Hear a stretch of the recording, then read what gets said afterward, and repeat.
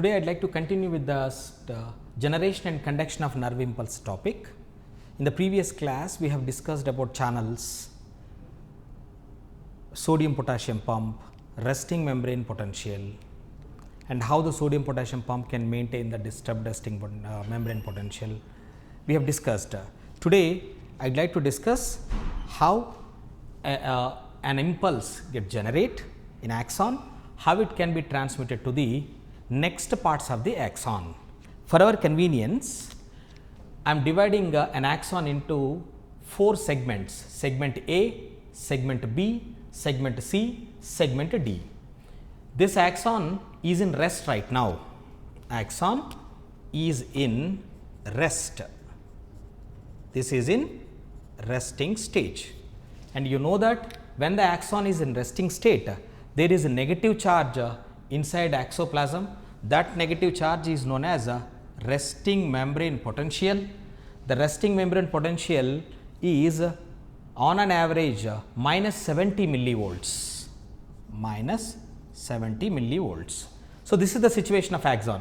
In the segment A, segment B, segment C, segment D, same situation, all are in resting state. Remember, outside positive resting, inside negative, outside positive and inside negative, that is nothing but resting state. See, when a stimulus is given, stimulus means any signal. See, I can divide the stimulus into 3 categories. So, appropriate signal, actually stimulus means signal. Threshold stimulus, high threshold stimulus,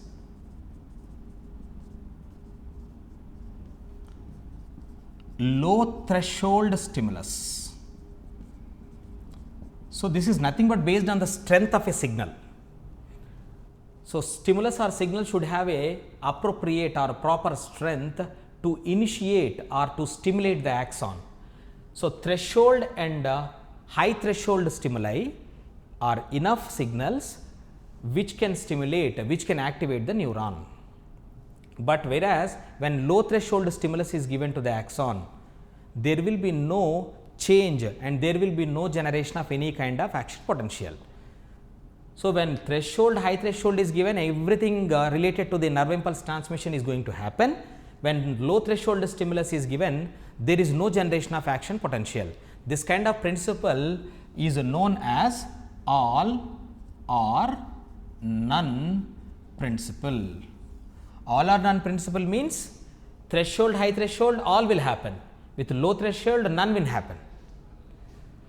So, this is about the stimulus strength. Let us think the threshold stimulus is given, and I would like to tell you what is the condition of gates in the segment A. I am explaining in the segment A first. Voltage gated channels state or their stature during resting state. When a neuron is in resting state, this is segment A. I am talking only about segment A. Among the sodium voltage gated channels, inactivation gate is open, but activation gate is closed. Among the potassium channels, the potassium gate is also closed, and the charge inside, you already know that it is negative, minus 70 millivolts. Outside is positive. So, ECF is having positive, ICF, intracellular fluid, is having negative. This is resting. And what about the gates? Sodium activation gate is closed, sodium inactivation gate open, potassium activation gate closed. But you know that even one gate of sodium is closed, there will be no movement of sodium. This is the stature of segment A, axolemma, this area I have explained there during resting state. But when a stimulus is given, what will happen? When a stimulus is given, that stimulus will cause the opening of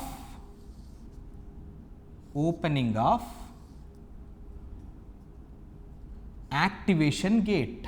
As it is closed, now it will open. Inactivation is already in open end state, but that stimulus will not cause any change in the sodium gate remains closed. See, when a stimulus is given, that stimulus will cause the opening of sodium gates. When sodium gates open, you know that the prominent cation of ECF is sodium. As sodium is excess inside, that sodium rushed into the exoplasm, which is called sodium influx. Sodium being positive, when positive ions rushed into the exoplasm develop a positive charge at this particular site A, that is this I have shown in the second diagram. See here inside negative, but the movement of sodium, because of movement of sodium ions, positive charge developed inside. So, this is a stage where inside positive and outside negative charge establishes, that is known as second stage. First stage is resting, second stage which is called depolarization stage. So, depolarization stage is nothing but reversal of charges. Actually, what is the charge outside? Positive. What is the charge inside? Negative. But now charge inside become positive and outside become negative. This reversal of charges is called depolarization. Reversal of charges is known as depolarization. What is the charge that is established in the exoplasm? Positive charge. How do this positive charge is established? First, I want to tell you one point. Actually, the charge inside is minus 70. Minus 70 will become minus 55. Minus 55 will become plus 45 millivolts. This is the trend. Minus 70 will not become immediately plus 45. Minus 70 become minus 55. Minus 55 become plus 45. Minus 70 is known as resting membrane potential. We know that. The minus 55 is known as threshold potential. When do the threshold potential establish? If the signal is threshold, stimulus is threshold or high threshold. During that condition only threshold stimulus can happen. Threshold stimulus, once it get established, that will lead to the generation of plus 45 millivolts. That plus 45 millivolts charge which is established inside the exoplasm is known as action potential. Very, very important. Very, very important. Action potential is nothing but a momentary change in the charges. Yes, actually it is negative, but now it has become positive. A momentary change in the charges across the axolemma for about 1 to 2 milliseconds. 1 to 2 milliseconds is said to be action potential.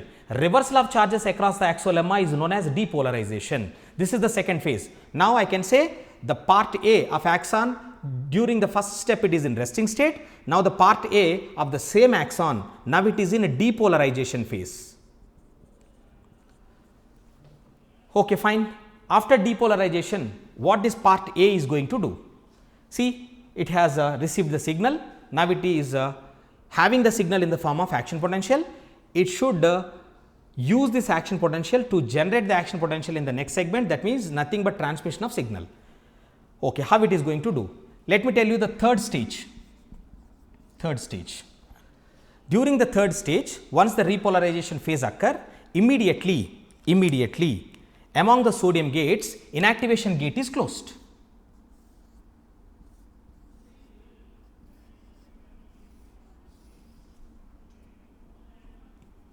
This is inactivation gate. Inactivation gate is closed, but activation still open. But when activation gate, when it closes, sodium influx is going to stop, but potassium gate will open immediately.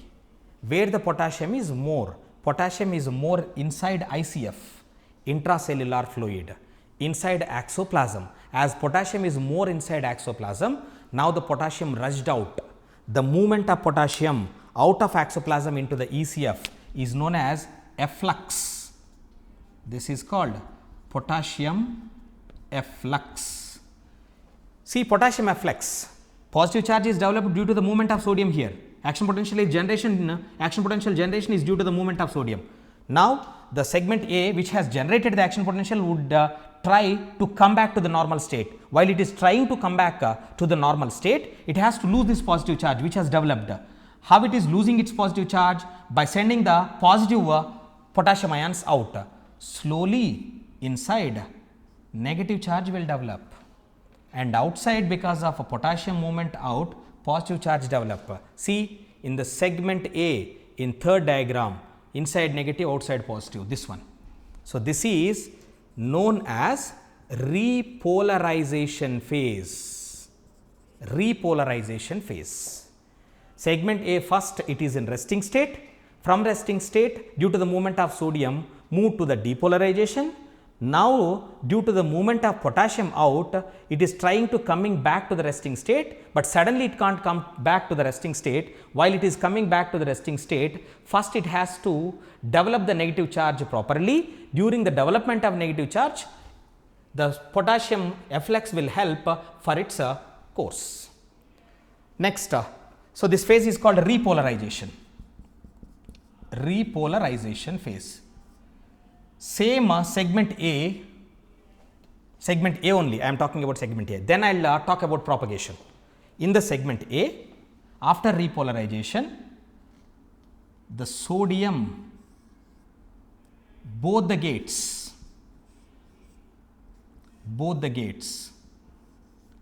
are closed. Activation is closed and inactivation is closed. Activation, inactivation. But still potassium is in open and still K plus efflux continues. K plus efflux continues.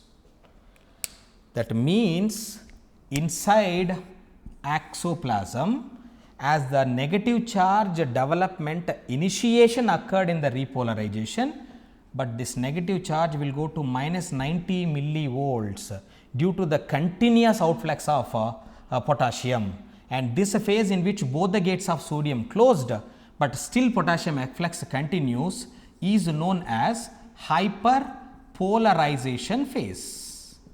After hyperpolarization, again it will come back to the resting. So, what is the charge of hyperpolarization stage? Inside axolemma minus 90, outside is positive. See this, first it is in resting, outside minus, inside negative, then entered into the depolarization, that is second diagram of A only, I am talking only about A. Then I will go to the next segment later. So, A first in resting, then depolarized. After depolarization, when it start developing the negative charge, that is known as repolarization. Still if the efflux of potassium continues, that is hyperpolarization. Hyperpolarization. So, part A resting, dipole, repole, hyper, then A comes back to resting again. When it comes back to resting, the charge that is established is minus 70. When it comes back to the resting, if one more stimulus is given to the segment A, then segment A will take the next signal, okay, fine. What are the changes that are occurring in the segment A is clear right now. Then how the impulse is transmitted to the next, let me explain this in a clear way. The positive charge is developed at A, this is nothing but action potential. These positive charges in the A inside will move to B.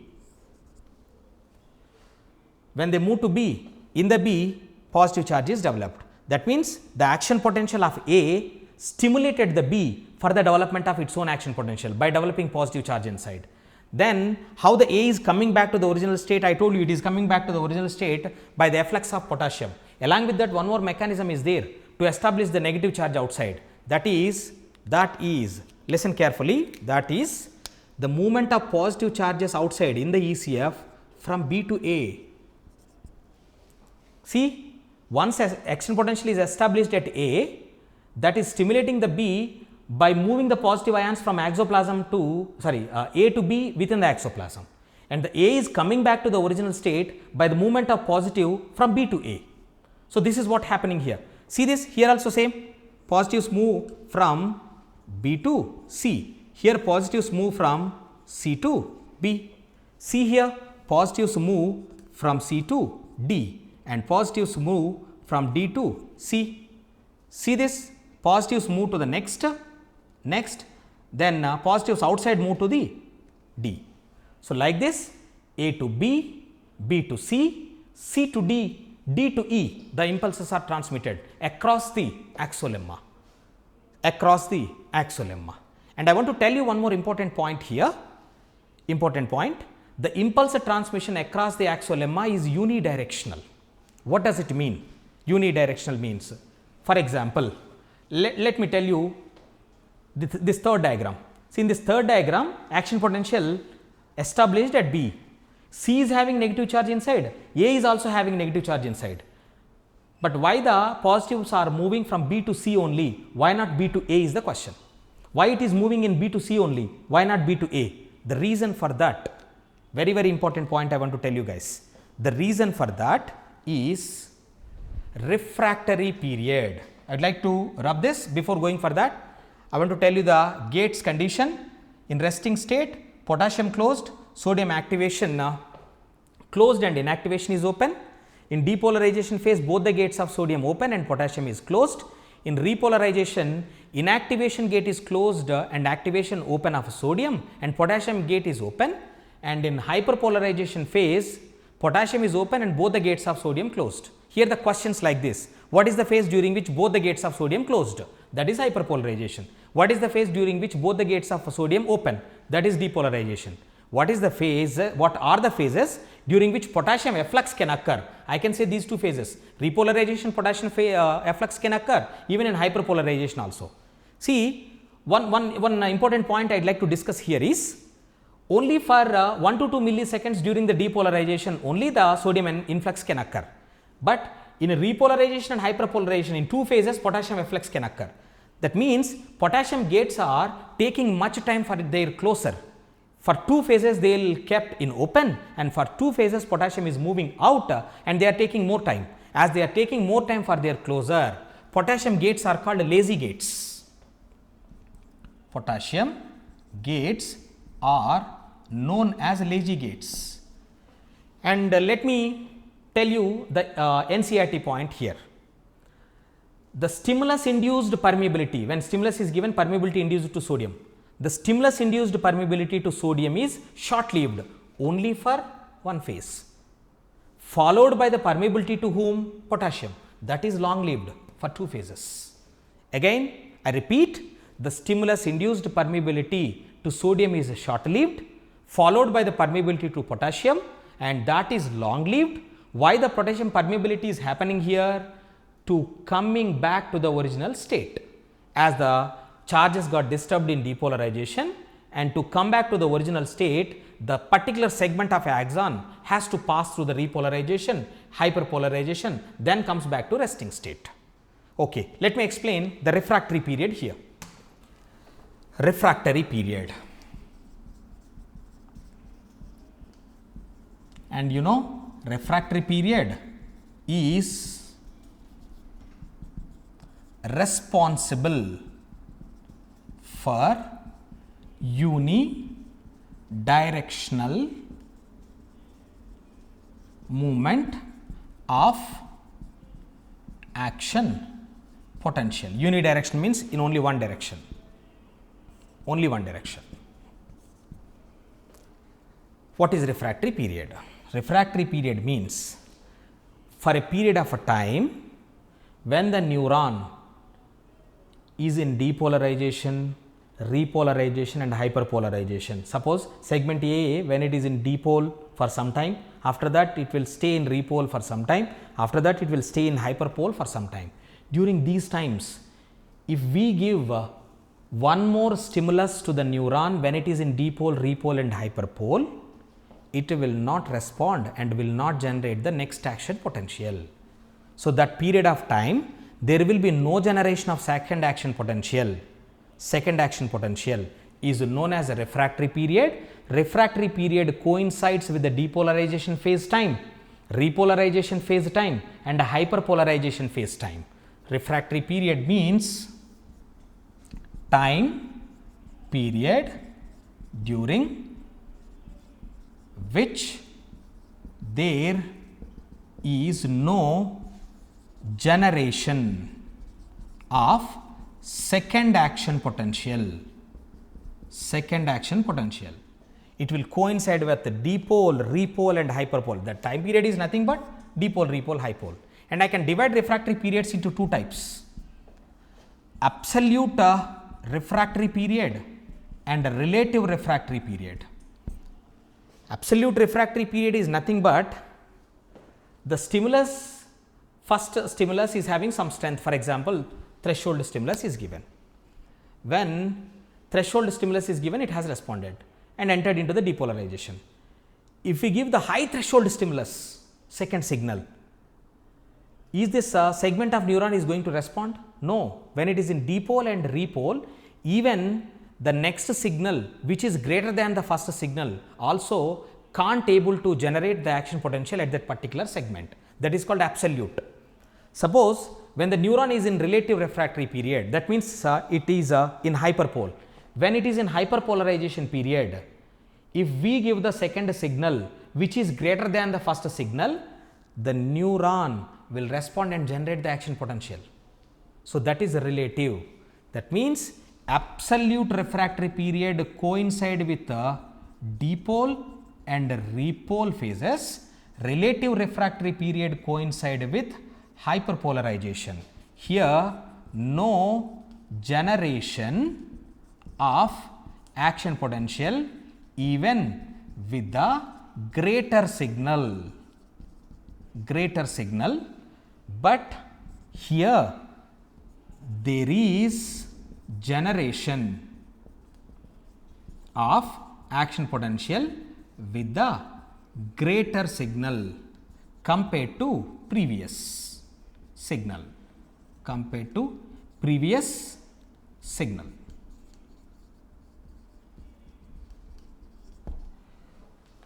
So, because of this reason, suppose here negative and here negative, why the positives are not going to this? This is in repole. Repole means refractory period. When it is in refractory period, it can't receive the signal. So, that positive should move to this side only. And see here negative and here negative, but it is moving only C to D.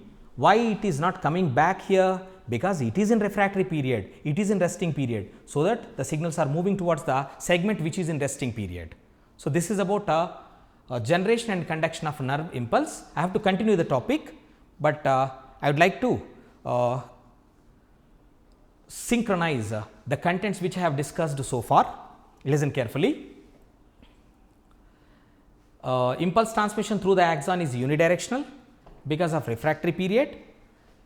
The segment which is there in resting will have negative charge inside and positive charge outside. Depolarization is the phase which is caused due to the influx of sodium ions. Will develop the positive charge inside. That positive charge is known as action potential. The change in the charges across the axolemma is called depolarization. Depolarization is followed by the repolarization. Repolarization is meant for the re-establishment of negative charge which is lost inside at a particular segment of the axon. Repolarization is followed by hyperpolarization. The potential differences, if you see, first it will be at minus 70, minus 70 will become minus 55, minus 55 become plus 45. Minus 70 is resting membrane potential, minus 55 is threshold potential, and plus 45 is action potential. You know, action potential is also called spike potential. It is also known as spike potential. Next one, when see part A, when it is in resting, this is also resting, resting and resting. When part A is in resting, dipole, these three are in resting. Now, it is in dipole, so that it is in repole. Now, it is in dipole, so that it is in repole, this is in hyperpole. Now, it is in dipole. When D is at dipole, this is C at repole, B at hyperpole, so that A at resting, then it will receive the second signal and able to generate the new action potential. And one more point I want to tell you, the action potential which is generated at a particular A, it will not move to the B, it will stimulate the B to generate its own action potential. The same action potential will not move, but the action potential generated at A stimulate B for the generation, then B stimulate the C for its own generation. Okay, I would like to conclude this topic and continue in the next class. Thank you.